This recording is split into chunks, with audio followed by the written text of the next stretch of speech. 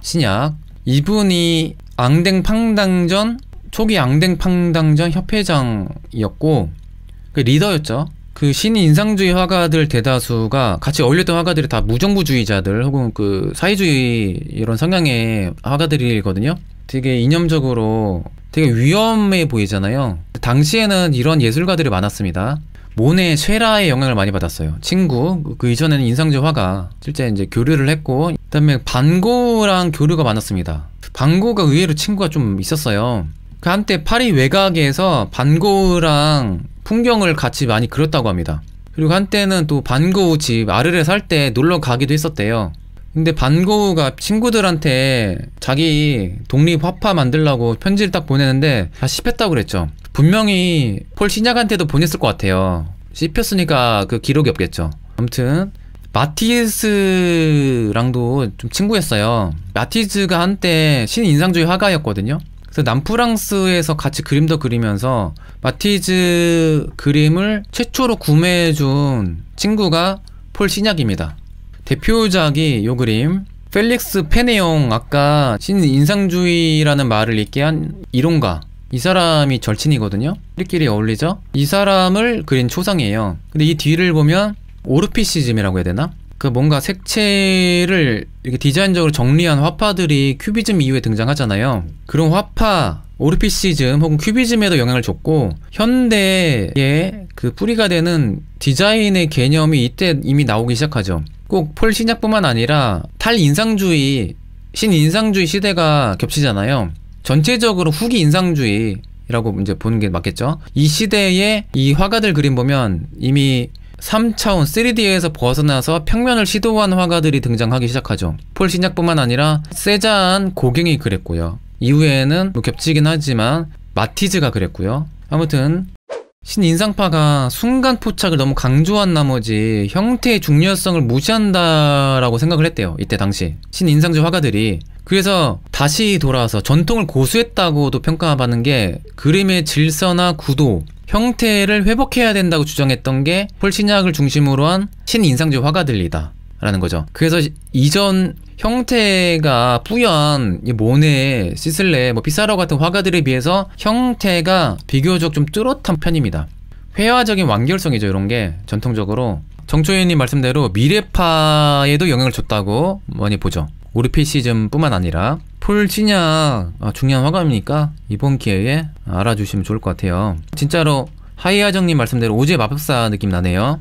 찰리의 초콜릿 공장 그런 느낌 나네요. 진짜로. 그렇죠. 정초인 말씀대로 딱딱한 느낌이 나기도 해요. 그러니까 이들 보면 성향이 정리하는 거 되게 좋아합니다. 이렇게 점점점 찍는 거 이거 약간 집착이 있어야 되는데 편집증적인 이런 거 있지 않으면요 이런 거 하기 어렵습니다. 이들도 당연히 변태겠죠. 이 변태가 아니면 이렇게 못 그립니다. 이런 거 좋으니까 즐겼을 거 아니에요. 제가 이 그림을 왜 가져왔냐면 이 화가가 배 타고 여러 항구도시 여행하는 걸 그렇게 좋아했대요. 역마살 분명히 있는 게 확실한데 물을 그렇게 좋아했대요. 물을 그리는 거를, 물이 퍼지는 요런 거를 분할주의로 색채를 알록달록하게 점점점 찍은 그림이 많이 보일 겁니다. 이 화가가 요런 그림은요 많이 안 그렸어요.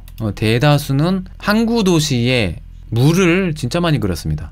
폴 시작의 키포인트, 물을 좋아하는 화가다. 사주에 물이 많이 있으면 상대적으로 덜 알려진 화가들, 알고 보면 다들 유명한 화가지만 우리는 진짜 유명한 화가들만 알아도 머리가 복잡하잖아요. 그래서 평소에는 이들 화가들을 알기가 쉽지가 않습니다. 저도 이 화가들 그림 진짜 많이 봤거든요. 여러 미술관 다니다가 어떻게 익히게 되냐면 그러니까 샤를 앙그랑으로 본 게 아니라 샤를 앙그랑이라는 이 원래 알파벳 있잖아요. 이 알파벳이 눈에 익숙해.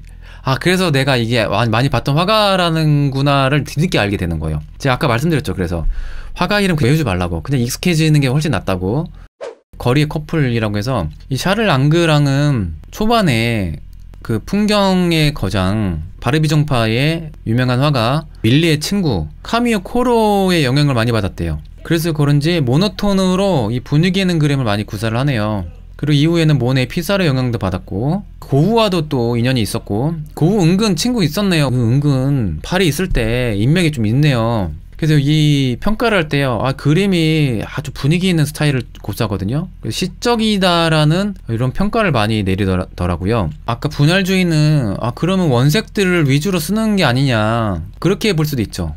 원색들 찍은 점들, 이런 보색 관계를 이용해서 그린 게 분할주의다라고 했는데, 근데 제가 생각했을 때 원색들만 찍어서는 제가 봤을 때 이런 색깔을 내기 힘들다고 저는 보거든요. 블랙을 조금은 섞으니까 이런 완벽한 블랙이 나오는 것 같아요. 요것도 원색을 섞으면 이런 정도까지 나오는데 약간 밝은 느낌이 나옵니다. 근데 이 화가는 아예 대놓고 모노톤으로 어두운 색깔 위주로 그렸죠. 그렇다면 이 화가는 분할주의라기보단 전묘도 위주로 그림을 구사하는 화가라고 보는 게 맞겠죠.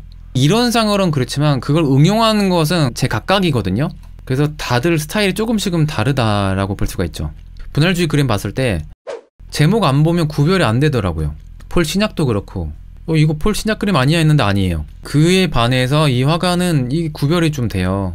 물론 이 화가도 아주 밝은 색깔로 그린 그림이 있긴 합니다. 새벽의 샌느강이라는, 와, 새벽의 분위기가 느껴지지 않나요? 지금 보니까 박수근 느낌도 나네요. 그렇지 않나요? 지금 생각해보니까 박수근 화백도 약간 이제 분할주의 혹은 전묘 화가이기도 하네요. 그래서 다른 화가들에 비해서 오히려 저는 좀 개성이 강해서 이 화가가 좀 눈에 띄더라고요. 샤를 앙그랑이라는 화가. 야, 별을 쓰다님 역시 돼지바 기법. 이거 막대 꽂으면 돼지바 맞아. 알베르 뒤부아 필렛이라는 화가인데요. 눈 속의 루피, 팔의 근교 어디겠죠? 좀 특이한 것은 이 화가가 평생 직업 군인 출신입니다. 군인이었다가 화가로 전향한 사람이 아니에요. 다른 화가들, 앙리 루소 같은 화가들까지도 은퇴할 때까지 자기 일이 있었잖아요. 근데 이 화가는 평생 직업 군인이었어요. 직업 군인이면서 화가로 적극적으로 그린 겁니다. 앙리 루소는 근본이 없다고 무시받았잖아요. 이 화가는 이 그룹을, 친구들을 잘 만났어. 무시는 안 받은 것 같아요. 이분은 평생 군인이었어요. 근데 유명했던 전쟁이 있었죠. 보불 전쟁에서 참전했다가 독일의 포로 생활도 했었대요. 그리고 이후에 근위대의 장교였거든요. 전시회 장소 구하는 게 진짜 중요하잖아요. 그래서 이분이 전시회 장소 제공의 1등 공신입니다. 결정적인 역할을 했어요. 인맥동원에서 앙댕팡댕전을 실질적으로 있게 한 장소 제공자에 중요합니다. 근데 이분은 다른 화가들에 비해서 디테일이 강하다고 평가를 해요. 물론 이 그림은 그렇게까지는 아니지만 나중에 군인한테 이제 걸렸다고 그랬죠. 그래서 군대에서 전시 참여도 이제 그만하고 앙댕팡당전 탈퇴하라고 압박이 들어왔대요. 근데 멋있는 게 뭐냐면 이 군인 정신으로 개무시했다고 합니다. 몰라, 나 그림 그릴래. 그래서 군인도 하면서 평생 그림을 그렸다고 해요. 그래서 좌천돼서 말년에 헌병대에 근무했다고 합니다. 43세의 이른 나이에 이제 돌아가셔서 작품이 많지가 않습니다. 안 그래도 많이 작품 못했잖아요. 짧은 활동도 했고 군인이었고. 근데도 이 작품의 다수가 화재로 많이 소실됐대요. 현재 남아있는 작품 수가 극히 드물다고 합니다. 제가 아까 이 화가가 다른 화가들에 비해서 특히 디테일하다고 그랬죠. 생선을 전묘도로 이렇게 그리기가 쉽지가 않을 것 같아요. 와, 생선 잘 그렸네요. 디테일해요, 그죠? 점을 진짜 많이 찍으셨어요. 뿌연 느낌. 또렷하죠. 다른 화가들에 비해서 디테일에 유난히 좀 신경을 쓴 듯한 느낌. 생술피스 타워라고 합니다. 여기 어디 있는지 모르겠어요. 팔이 근교로 추측합니다. 이번에 다른 화가, 저는 이 화가의 작품을 많이 봤습니다. 왜냐면 마드리드 티센 보르네미사 미술관에 막시밀리앙 루스의 작품이 되게 많거든요. 그리운 노트르담 성당 불났죠. 지금 많이 복구됐겠죠. 그래도 어떻게 바뀌었을까 궁금하네요. 막시밀리안, 어쨌든 요 분도 전묘도 분할주의 기법으로 이런 비슷한 그림 되게 많아요. 근데 색깔을 더 원색으로 많이 썼던 기억이 나네요. 다른 그림들 보면. 그리고 특이한 스타일, 이런 그림도 그렸어요. 구스타프 페로시라는 요 친구가 있어요. 이분도 아마도 신인상주의 화가 같은데 거의 정보가 없습니다. 그만큼 신인상주의 화가들도 되게 많아요. 이 구스타프 페로 통해서 폴 시냥, 조르주 쉐라 이런 화가들과 친구가 된 겁니다. 그 친구의 모습을 그려준 거죠. 인상주의와 완전히 또 차이난 게 뭐냐면 전묘도 기법은 진짜 오랜 시간 점 찍어야 될 거 아니에요. 상대적으로 시간이 진짜 많이 걸리겠죠. 특히나 그랑자트 섬이 일요일 오후 이 작품도 2년 걸렸다고 하잖아요. 초창기 연구를 많이 한 것도 있었겠지만 그만큼 시간이 오래 걸린다는 건데, 선배의 인상주의 화가들은 쿨하게 빨리 그리잖아요. 그 순간을 포착하려고. 이들은 전통성을 중요하게 여기는 거죠. 조화, 형태, 회화적인 완결성. 그래서 요거를 분명히 멈추지 않은 상태로 계속 그리지 않았을 거예요. 그래서 폴 시럈도 그렇지만 수채화 같은 습작, 드로잉으로 먼저 많이 그린다고 합니다. 혹은 당시에 사진도 있었으니까 사진을 이용했을 수도 있죠. 호퍼 같은 경우에는 완전한 그 약간 차가운 색깔, 그 저채도의 색깔을 그대로 쓰거든요. 근데 여기서 분할주의 화가들이 원색을 많이 쓰다 보니까 그래서 섞인 색깔들보다 시각적으로 맑은 분위기가 느껴지게끔 그리죠. 구도로 봤을 때는 되게 외로운 그런 느낌이 들 법도 한데, 블랙, 화이트, 모노톤을 그렸다면 그런 기분이 많이 들었을 것 같은데, 그나마 상대적으로 그런 게 좀 약한 이유가 제 생각에는 분할주의, 원색을 맑게 써서 우울한 기분이 덜 들지 않았을까라는 좀 개인적인 생각이고, 햇살도 들어오니까 색깔 이쁘죠. 앙리 에드몽 크로스라는 화가입니다. 농장 저녁이라는 작품인데 이분 이름이 원래 들라크루아예요. 앙리 에드몽 들라크루아인데 거장 들라크루아랑 이름이 겹치니까 이름을 바꾼 거예요. 그러니까 닉네임, 예명으로. 그래서 앙리 크로스로 한때 쓰고 다니다가 앙리 크로스란 화가 또 있는 거예요. 그래서 자기 원래 중간 이름 앙리 에드몽 크로스로 이렇게 바꿨다고 합니다. 그리고 이 화가가 만의 영향을 좀 많이 받았대요. 그래서 그런지 몰라도 평면적인 요런 게 좀 있습니다. 저는 요 그림이 다른 신인상주의 화가들하고 많이 구별되는 작품이라서. 다른 작품들 다 비슷하잖아요. 근데 요 그림 좀 특이하다, 되게 심플하다, 알고 보니까 만의 영향, 이게 좀 있더라고요. 이름 다 섞일 듯. 그럴 수도 있어요. 게다가 이들 그림이 어중간하게 좀 비슷한 게 많으니까 더욱 그럴 가능성이 많습니다. 그래서 오늘은 쉐라, 폴 시럈만 아시고 신인상주의, 전묘도, 전묘주의, 분할주의, 탈인상주의, 후기인상주의, 이런 말의 차이점, 개념, 이걸 이해하는 것만으로 충분합니다. 나머지는 미술관 자주 가시거나 작품들 많이 보면서 그 익숙해지는 거지, 화가들 일일이 다 전혀 외우지 마세요. 이후에 그림이 약간 진화하거든요. 원색에 가까워지죠. 그리고 터치가 되게 굵직해져요. 거의 모자이크처럼. 마티즈에 진짜 많이 영향을 줬다고 해요. 저는 그랬을 거라고 봐요. 진짜 그림 보니까 여기에서 터치가 더 굵어지면 마티즈잖아요. 전묘도 빼면 이게 그냥 마티즈 그림이 되는 거예요. 마티즈가 폴 시럈이랑 앙그랑이랑 남프랑스 여행 가서 그림 그렸거든요. 그때 그림 다 비슷해요. 그래서 신인상주의 화가들이 있었기 때문에 마티즈도 있었다, 이번에 확실히 보이더라고요. 이 그림 인상적이었습니다. 이거 야수파인데? 색깔 화려하게 쓰는 마티즈 같은 느낌, 그렇지 않나요? 파리 사람이라기보다는 약간 고갱이 그린 이국세계를 그린 듯한 이런 느낌도 있고, 이 그림이 눈에 들어왔습니다. 좀 다르다. 그 야수파의 과도기에 앙리 에드몽 크로스가 있네? 라는 느낌? 우리는 워낙 유명한 거장들 이름 위주로 기억하다 보니까 다른 화가들이 눈에 들어오잖아요. 자, 그래서 요런 화가들은 그나마 그래도 신인상주의 부류에 많이 집어넣는 화가들인데, 탈인상주의 화가들도 상당수가 한때 분할주의, 전묘도 이런 거를 응용했어요. 보세요. 고흐도 분할주의, 전묘 기법을 응용해서 썼죠. 그 고흐 같은 화가는 자기 걸로 만들고 응용해서 자기 스타일에 발전하는 데 이용을 했고 깊숙이 빠져들진 않았죠. 이 터치 느낌이 너무 좋아요. 특히 요 굵직한 터치 중간에 더 시원해 보이는 거. 전묘도만 그린 게 아니라 자기 걸로 응용한 거잖아요. 장 매칭제라는 큐비즘 화가가 있어요. 마티즈도 한때 신인상주의 화가들이었죠. 근데 어느 순간 전묘 기법을 안 쓰기 시작했잖아요, 마티즈가. 그래서 폴 시럈이 되게 배신감 느꼈습니다. 그림도 처음으로 사줬는데 마티즈가 우릴 버리나? 그래서 좀 배신감 느꼈을 것 같아요. 이 화가도 보세요. 이 큐비즘 화가인데 이때 요런 분할주의 정석을 따르는 모자이크 기법을 쓰고 있네요. 이후에 이 화가 치시면요, 완전한 큐비즘 화가로 나중에 진화합니다. 그래서 이 신의 인상주의 화가들이 이들만 있는 게 아니라 현재 신의 인상주의를 평가받지 않은 화가들에게도 많은 영향을 주고 한때 이 기법을 진짜 많이 시도했었구나 라는 게 여기서 보이는 거죠. 바로 나옵니다. 마티즈 남프랑스, 여기가 생트로페 해변가 도시인데 여기 가보고 싶네요. 이때 진짜 강한 색깔을 쓰는데 마티즈가 전묘도를 구사하죠.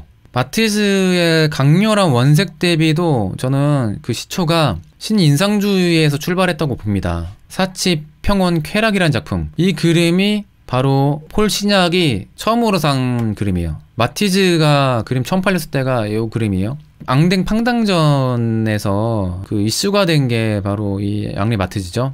그리고 폴 시작이 외젠 들라크루아에서 신인상주의까지라는 에세이 글을 쓰거든요. 이때 자신의 그 작품 컬러에 대한 이야기를 많이 그렸겠죠. 외젠 들라크루아 때부터 이미 보색 대비에 대한 그런 이론이 나오거든요. 그래서 이 현대 미술가들이 들라크루아를 그렇게 받드는 거예요. 색깔나면 들라크루아다. 그 이론을 바탕으로 처음 그린 게 마티즈의 요 작품 사치, 평온, 쾌락이라고 합니다. 와, 색깔이 진짜 피카소의 말대로 마티즈의 그 뱃속에는 태양이 있다, 비슷한 표현을 했는데 그런 게 아닌가 싶기도 하고, 폴 세잔도 그렇지만 당시 아방가르드 이 아티스트들 보면 그 살롱 문화가 있었잖아요. 그 살롱 문화라는 것은 지금 현대인들 중에 카페에서 모여서 뭐 이렇게 작업도 하고 지적인 문화 토론을 하는 분들이 있잖아요. 그게 살롱 문화라고 보시면 돼요. 그런 게 유행했었거든요, 파리에서. 그래서 여러 분야를 막론하고 다양한 예술인들과 교류를 하다 보니까 멀티 예술인들이 많을 수밖에 없는 것 같아요.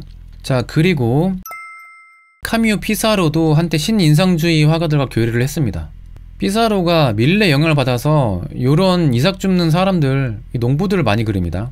근데 이삭 줍는 게 아니라 이거 아예 맷집을 만드는데 요게 이삭 줍는 거죠. 다들 부르주아들 재산이거든요. 그러니까 이렇게 열심히 일해도 돈을 못 버는 거죠. 근데 대신 개인 커미션이 당시에 이 이삭 줍는 거였대요. 작은 풀떼기 줍는 게 그만큼 이 농부들한테 귀한 겁니다. 아, 아무튼 좀 짠하죠. 이게 자기들 수입이랑 직결되지 않는 거예요. 예, 피사로가 전묘법으로 작품한 그림들이 많아요. 특히 이 1889년도에 전묘도로 연구를 많이 했거든요. 그 이 그림도 보시겠지만 90년도까지 한 1, 2년까지는 좀 어느 정도 응용을 했는데 완전한 전묘도로 그리진 않았어요. 일부 작품은 몇 개 있긴 하겠지만, 그러다 한때 이걸 연구하다가 이런 말을 했대요. 이 신인상주의 화가들 너무 전묘도로 이제 파다 보니까, 그러니까 순간의 생동감이 사라질 수밖에 없죠. 대표적으로 아까 다시 신인상주의 원조 그림 이거 보면 이게 어중간한 게 뭐냐면 디테일을 일단 그리기 힘들어요. 왜냐면 색깔을 연구하다 보면 이런 디테일을 짜잘한 걸 그리기도 힘들 뿐더러 또 순간을 포착 못하죠. 뭐냐면 오래 걸리니까. 그래서 순간의 그 생동감을 놓칠 수밖에 없죠. 약간 죽은 마네킹 같은 느낌도 없잖아 있어요. 생동감이 이전의 인상주의 화가들에 비해서는 떨어진다고 본 거죠.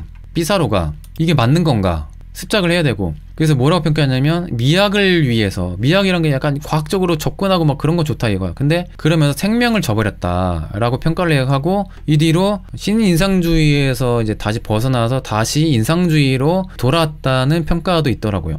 어떻게 그림을 가져오게 됐냐면 89년도에 특히 1년간 신인상주의 화가들과 교류하면서 이때 많이 그렸대요. 이런 풍으로, 전묘도 스타일로. 그러다가 몇 년 안 가고 바로 이제 다시 원래 스타일로 돌아왔다고 하거든요. 요 농부들 그리는 그림 보면요, 요때 전묘도 그림 원색의 분할주의가 좀 있어요. 89년도에 그림. 그래도 좀 영향받아서 90년도까지도 약간 맑은 컬러 원색을 과감하게 쓰는 거는 이후에도 영향을 좀 받아서 응용을 한 것 같아요.